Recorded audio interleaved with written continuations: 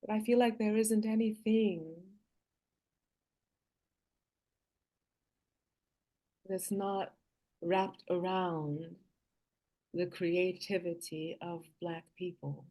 Mm. I feel like I feel like you hear our music, you hear African sounds in almost in every art form.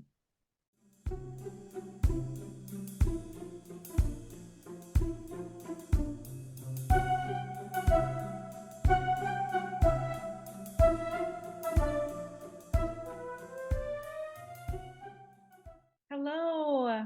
Hello, how are you? I'm so well. What a pleasure to meet you. I heard that you are a part of this legacy. Yes, ma'am. Yes, ma'am. I started my journey at Fisk in 2016 and I graduated in 2022. So yes, ma'am, I definitely am a part of the legacy that is the Fisk Jubilee Singers. Oh my gosh, this is so wonderful to meet you. Let's see, when did I do this? I did this first in 2019, Hmm.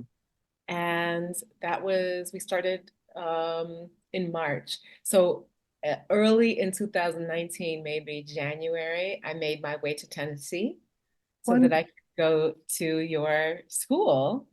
And I spent the day with a student ambassador Okay, who was not alerted, right? Nobody knew I was coming. I actually showed up that's crazy. um, because in my mind I thought I can show up like someone who wants to tour the school, like a parent with their student. And so when I showed up, there were parents and students assembling. Hmm. And I thought, this isn't what I want to do. So I went to the front office or wherever it was, and I said, hi.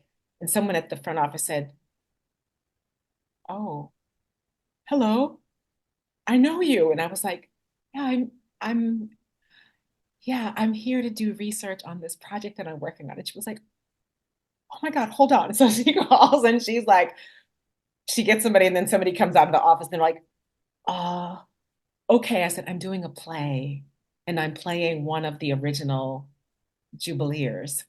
And she was like, okay, give me a second. Next thing I know, there is a freshman or a sophomore, I don't remember, but she was fantastic. And she spent the day with me Wow. and walked me Yeah. through the entire campus, like everywhere, That is just to amazing. show me what life there was like. And I was like, it was the best day ever. And I was so inspired. That's so wonderful. Well, this is so amazing. I've seen you in movies and everything else, so I'm completely honored. I am Oh, not an interviewer. I don't do interviews at all. that's Uh, great. I'm good. Like honestly, for me, just that you went to the school is, I'm as of right now, I'm in a master's program at MTSU. I'm studying wonderful. conducting. And Studying choral conducting? yes, ma'am. Wow. Yes, ma'am. I went to Fisk to actually study with the late Dr. Paul T. Kwame. And um he was he was he was the director for almost 30 years. And so he grew uh that group into what it is now. And so I got to study under him. So um it he has inspired my musicianship. He's inspired me to even study more about the Jubilee singers. As I am in this master's program, that's the scope of my master's thesis. So I am definitely so excited to get to just kind of talk with you. Um, So I got you, you spoke of Dr. Kwame. mhm, So the day that I came with no announcement, mhm. I stepped into that little church where you all will rehearse sometimes. that beautiful little chapel. Build it. The chapel. Oh, okay. And so I listened to a little bit and spoke with a couple of the students that were singing, and I told them what I was doing, and they were like, "Oh, we have to bring you to see Dr. Kwame." Mhm. So they brought me to see him. Oh, wow. And we spent some time together. I mean, everyone was so like, "Oh, you're doing a play about the Fisk Jubilee Singers. This is wonderful." So Dr. Kwame, he was like, "You need to read this book." Oh, and I was like, "Oh yes, I haven't gotten a copy yet. I'm going to." He reaches on his shelf and he gives me this book. So, Absolutely. and he signed it for me, and he was just like, I mean, he was Wow. just, I completely understand how you were inspired by him. He certainly inspired me. He wrote, he wrote inside, and it said, "To Lisa, it is such a joy and honor to meet you and know the role you are playing in the play. You are part of our family, and we love you. May God's best be yours always with love." And I was just My like, gosh. and this book became my Bible for the Wow. production. So it's all marked up and taped up, um and I still refer to it now here, in this production that has become an opera. And because we've heard rumors about it and everything else like that. And so like just to understand that it has come to fruition, is really amazing. And being a part of this ensemble, you learn the meaning of love and sacrifice as well. And so it is really nice and humbling, to see a body of work, um, that honors our legacy and our tradition at Fisk. Um, perhaps Tazwell will send you. I don't know. I don't know if you will be able to see at least clips from what we did in 2019. And while what we did in 2019 is a very strong framework for what the opera is now. Okay. However, I am being blessed and educated. Yesterday, for the first time, I was in an orchestral room with a 50-piece orchestra, Wow. was playing for us to sing. That's amazing. And I've never in my life had to look at a conductor. I've never in my life had to be sing with an orchestra, a real classically trained orchestra. It's quite overwhelming, especially Andrew, when I think that these people who represent probably hundreds, at least 100, if not more, much more, years of education are in this room because the Fisk Jubilee singers did the work that they did and have connected the present to what came before them. Absolutely. They sang what came before them, right? Absolutely. It's like they were not singing something that they created. They Mhm. were they have literally they made a bridge for us Absolutely. to cross over back and forth. And Absolutely. that the people that I'm looking in this orchestra, and there are people, several different nationalities, Hmm. but mostly white, are there working absolutely in dedication to them. It's shocking. That your experience I can really identify with, because in traveling and in performing, you meet a lot of different people. And a lot of our audiences were predominantly white at times. And so having to have cultural conversations with people who don't look like you, but appreciate the work that it is you do. Um, it's a humbling experience, but then also it shows you how much the world has changed. Um, but in that same token, in studying the legacy and tradition of the Fisk Jubilee Singers, a lot of these students, they're students. And so they left home.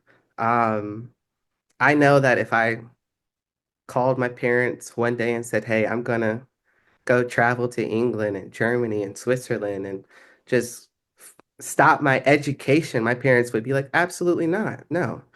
Um, Especially when exactly, getting to England wasn't a 9 hour flight. It was like you're gonna be on the ship for weeks. exactly. My parents would have been at, "No, you're not going." But like having at that young age, having the wherewithal to do something that's so special that has lasted over 100 years, over 150 years, uh, Right. is truly tremendous because it's transversed not only music, but it's gone into theater, it's gone into opera, it's in jazz, it's in country, it's in blues. And so understanding that it's very overwhelming. And I was actually teaching my students today, and I was like, what oftentimes we take for granted is the fact that people have died to sing these songs. Um, and so the fact that you have a choice in the matter is really amazing, and it's something so precious. Absolutely. And that the choice that you have is directly related to what they gave. So Absolutely. you could choose. 1000%. Yeah. So you're playing Ella Sheppard, right? Okay. So how have you learned to embody this role? Well, the brilliant thing about our writer, Tazwell Thompson, is that his vision was I'm going to use Ella, who in life was the person that would step in for George White, right? She was his, I would say, we would call it an assistant now, Hmm. right? The choral assistant director. Hmm. That not only do I play Ella and have to embody her, and glory to God, Tazwell has written one of the things that I do share is about her personal life and how her mother refused to allow her to be a slave and would have rather drowned her Hmm. than allow her to be a slave. But God stepped in and stopped her from killing her daughter and then killing herself. Hmm. That I get to share that history about her is wonderful. Uh, and I get to play as a part of the storytelling so that the world, the audience will understand that these singers traveled the country and the world. I get to play different people that they meet. Oh, So I get to play George White, okay. right? So he has a black woman standing up there as a white man Wow. post slavery, Wow. right? Um, so I get to play him directing them, conducting them. I Okay. get to play the Queen of England who invited them Wow. to sing for her. I get to play who else? I get to play one of the uh, Southern tea ladies who invited them to their Okay. house so that they could come and sing for us, these Negro students. Right? I get to play. I get to Absolutely. play several different characters, um, and that is just this really amazing opportunity, blessing, gift that Tazwell has created, that God has directed me towards. Absolutely. Um, I, I, I am singing at one of the foremost opera houses of the world, of our country, certainly. Mhm. And I am not an opera singer. I have no, that was never, that's not what I do. That's not what I'm even trying to do.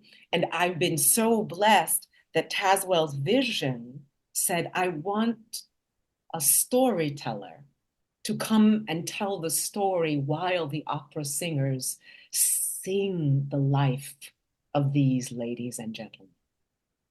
Absolutely. And that's actually one question I did have for you. Like how was the process in acclimating to opera from the film industry? Well, I have to say, I don't know if the word for me is maybe it's acclimating, Hmm. but I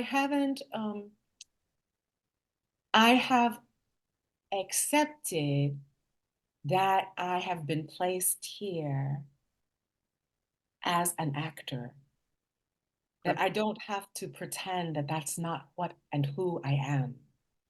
That for the very reason that I do what I do professionally is why I have been placed here. And that while it is unusual to put someone on the stage, an opera stage that is not singing opera, that it's that the artistic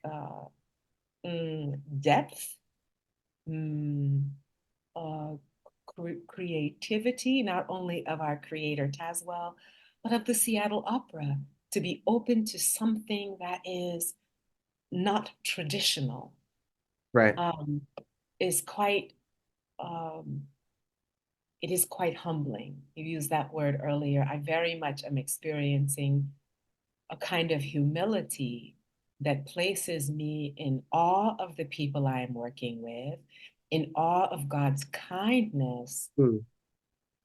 that He would place me where I didn't expect to be, you know? Hmm. So I have not become an opera singer.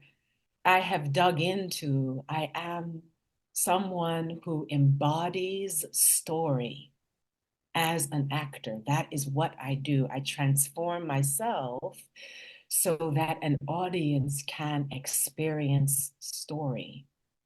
Wow. Wow. That's what I am doing.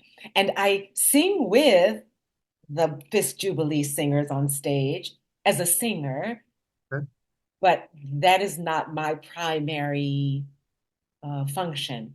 But Okay. I have to say, I sing with them Mhm. and I am lifted, which I imagine you are very, very intimate with, that we sing these songs of our people. Like this morning, I haven't been able to get this tune out of my head. Our God is so high, you can't get over him, he's so low. You Nice. can't get under him, he's so wide. Right? I have not been able to get that out of my brain this morning. And of course, there's a part of me that's like, oh, I'm rehearsing for the show tonight. No, I'm like, no, I'm encouraging myself. You're making me so happy. You're making me so happy. That was definitely a song we did traveling. And ironically, we performed that at Carnegie Hall in 2019. Jesus. Yes, ma'am. And And it's the truth. It's yes, the yes, truth. It's like if we could just make, well, I guess that's what they did. They made people not believe, they made people experience that God is real and alive, absolutely. Absolutely. right? We're not here to convert you, we are here to transform you.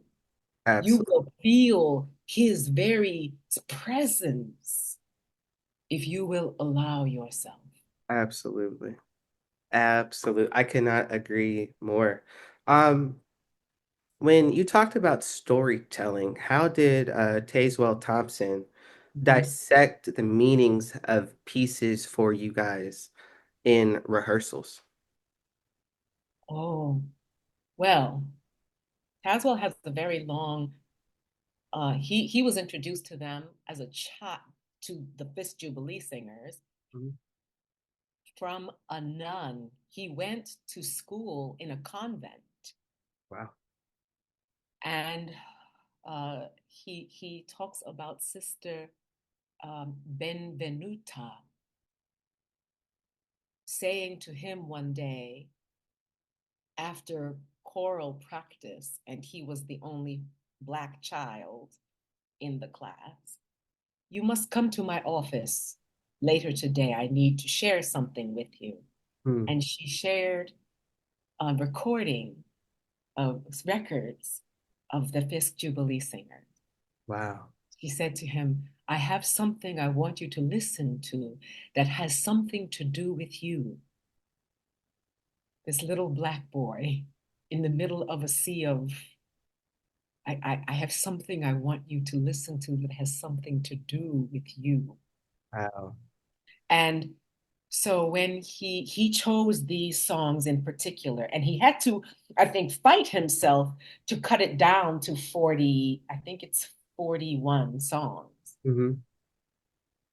He has a vast collection of songs of them, Songs out there. Absolutely. um, far more than that.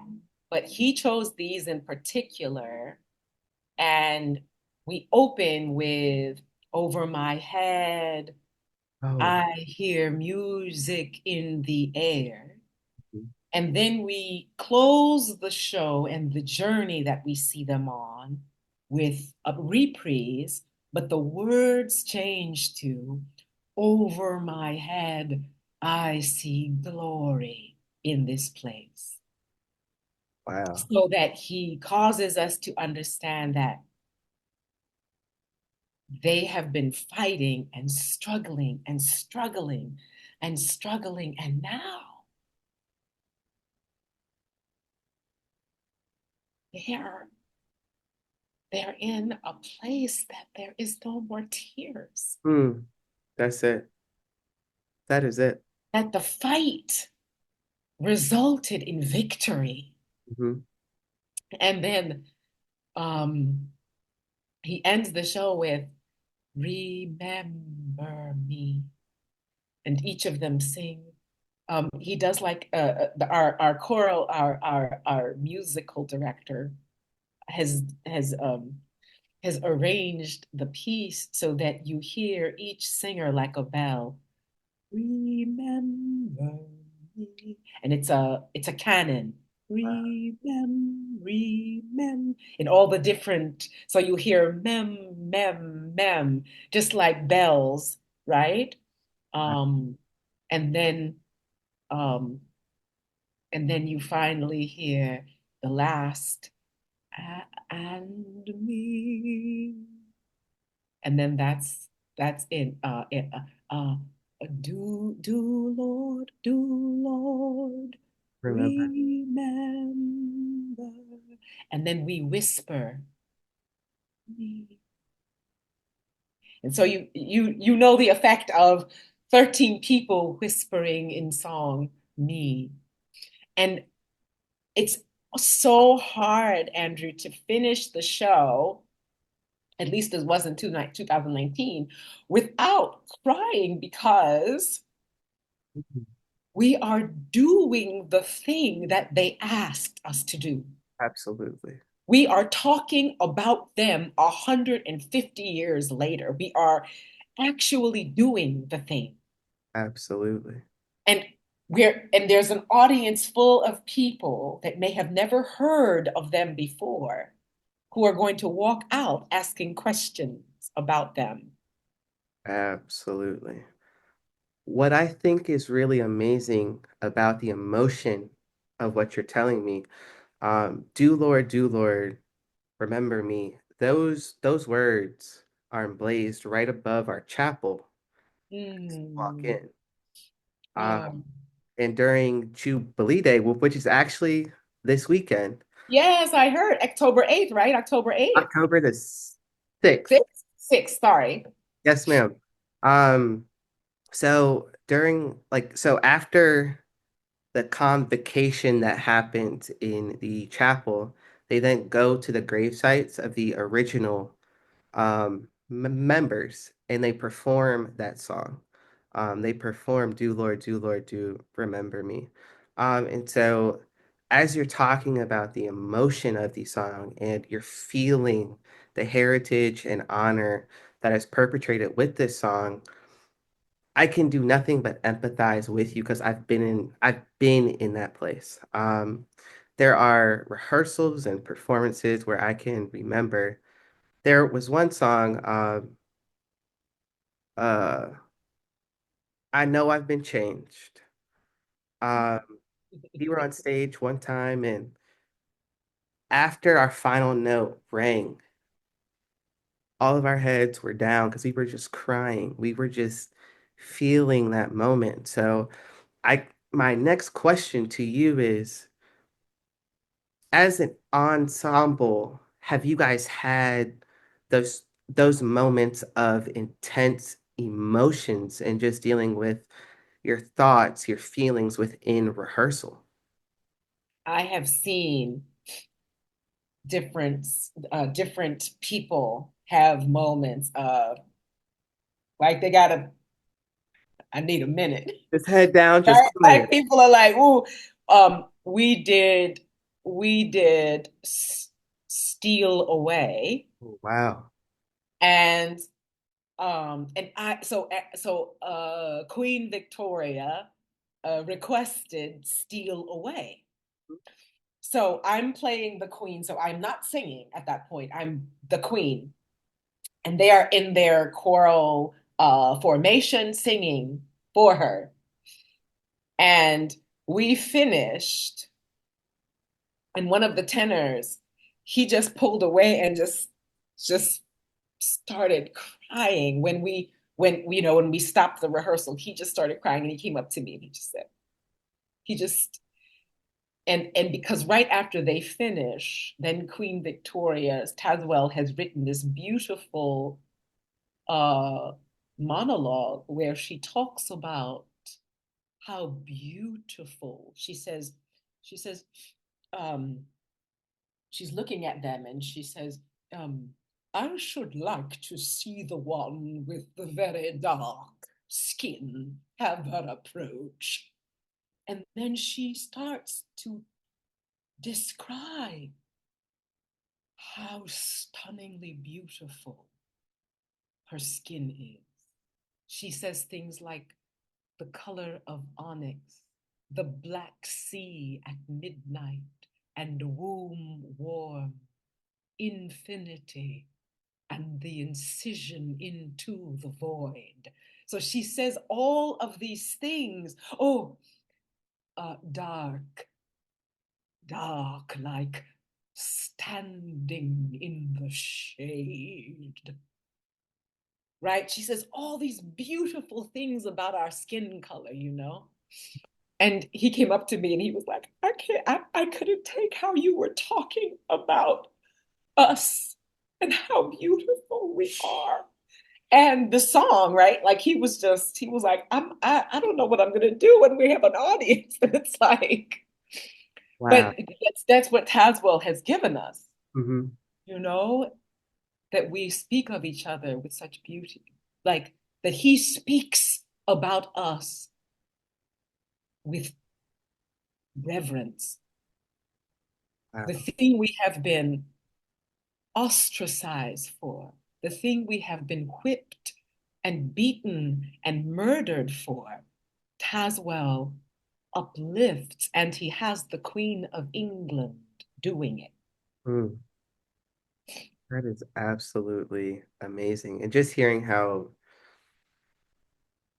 here Tazwell's choice to cast you um in the mode to tell a story is just amazing because as I'm listening to you right now, I'm just like I'm here. Um and it we never really got the chance to really talk in our concerts or really just kind of tell stories. And so a lot of that had to come from us actually singing. And so having those moments of genuine worship and just being in worship, putting down the notes, putting down pencils, putting down just putting down everything and just allowing God to encapsulate you and to encamp you in his presence is Oh, I love that word. I love that word. Go on and speak the word of God overwhelming. and camp. Yes, it's just Love over. it. And so I'm like also understanding the growth and the canon of concert spirituals and how it's growing is really exciting for me to see. Mm. Um, and understanding how this music can it's very interdisciplinary just in nature. Um, Even with how we were taught to understand the hidden messages that lie within songs, and especially these songs.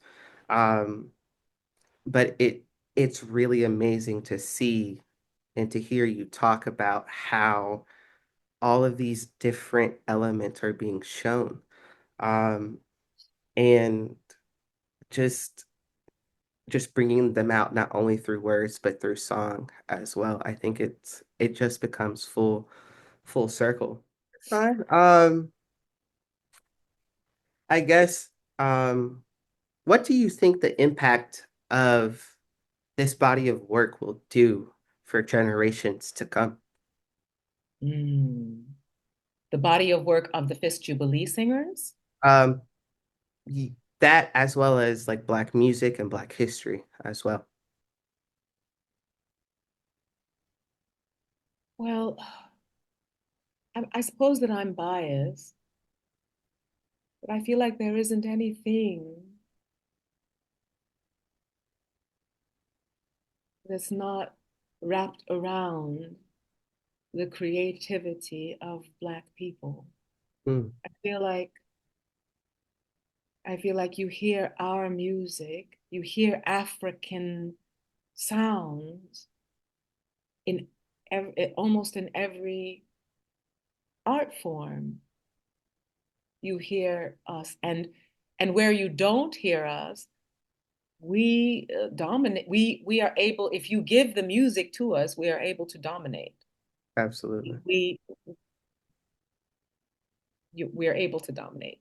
So because there's something in us that understands rhythm, uh, which is, it seems to me, rhythm is eternal, Hmm. right? That the first thing God said was um, that He separated the seas from the earth. Like He separated them. So like ocean has always been, and That's ocean is rhythm. that's amazing. Ocean is rhythm, right? It's rhythm. Absolutely. Ocean is rhythm, and we are made, all of humanity. They say we are mostly water. Mm, Seems we are rhythm. We are water. We are, if we will allow ourselves. And I think as African descended people, mhm. which we all are African descended people, um, Absolutely. but I Absolutely. think that we somehow, those of us who are more comfortable with our melanin, Mhm. that we make room to allow ourselves to be taken by rhythm, Absolutely. right? There's something in us. And so it is, I feel like it's eternal. There is nothing, it will ebb and flow like the ocean. That there will be periods where it overtakes and then it will recede. But the recession is only to rebuild itself and come back. Wow. Right? That the tide comes stronger after it recedes. It comes Mm, back again. And only fools or ignorant people think that the recession is permanent. mm, It's not. We come back again. absolutely. Well, my last question for you is, you've worked with some very like influential Black women who have told stories so well, like Maya Angelou, Jennifer Lewis, Cicely Tyson. Mhm. How have they impacted your ability to do this role?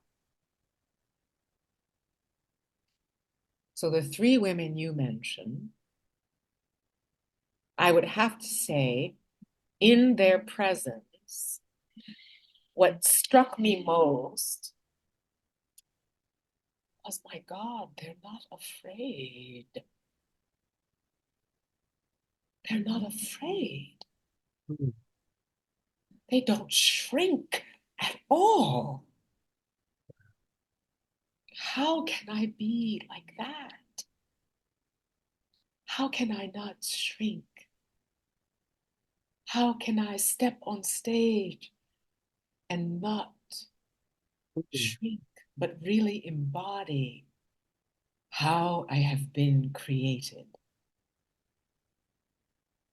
right? That I don't have to become something.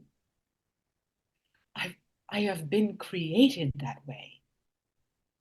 The question is, will I choose to embody the fullness of it? And when I was on stage with Dr. Angelo, and when I was on stage with Ms. Tyson, who ended up becoming a mentor and friend of mine, and when I was on stage with Jennifer Lewis, these women, and I don't doubt that when they were my age, when they were 30 years, 40 years, 50 years behind me, themselves, mhm, where I was standing, I don't doubt that they questioned themselves, mm, even if it was only secretly.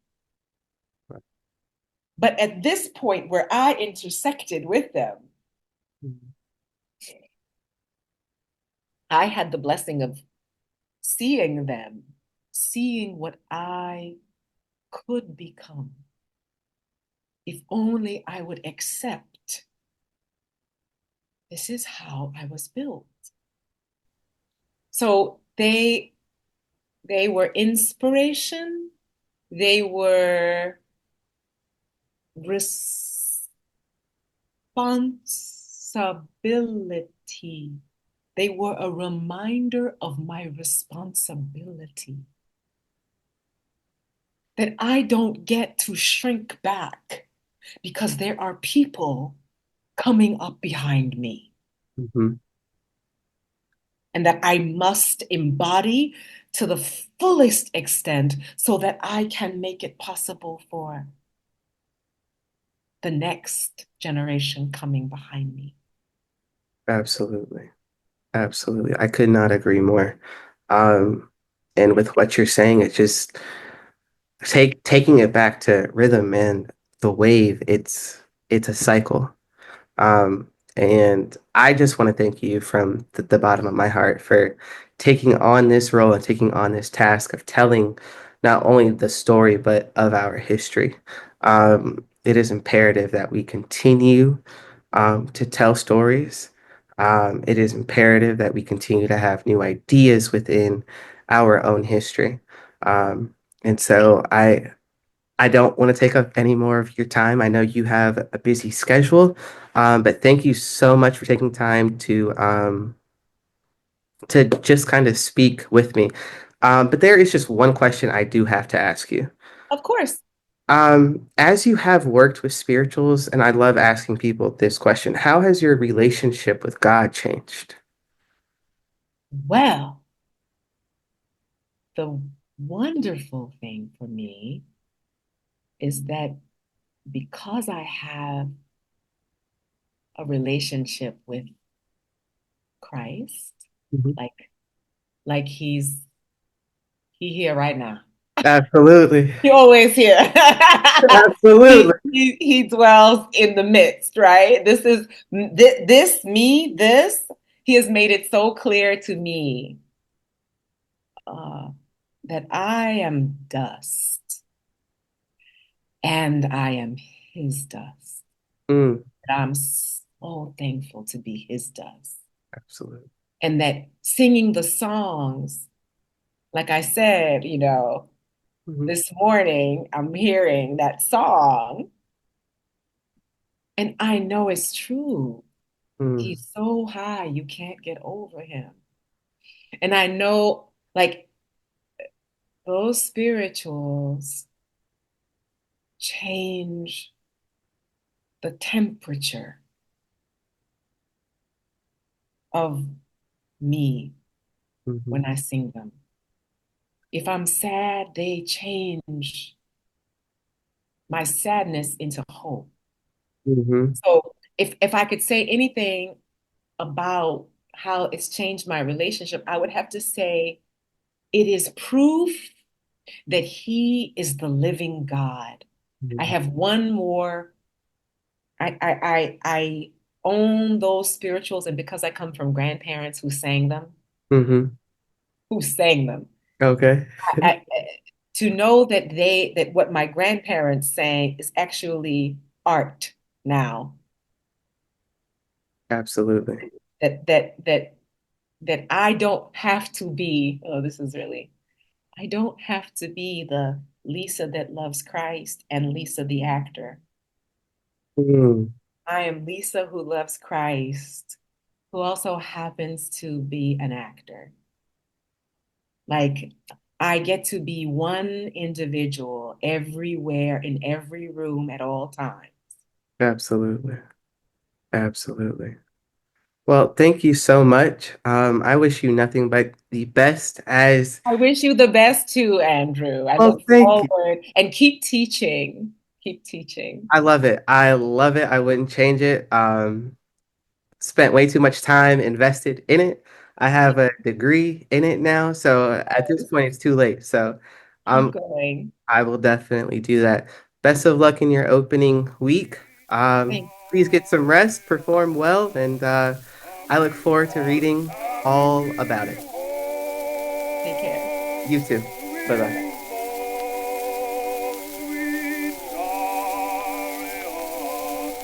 Coming forth to carry me.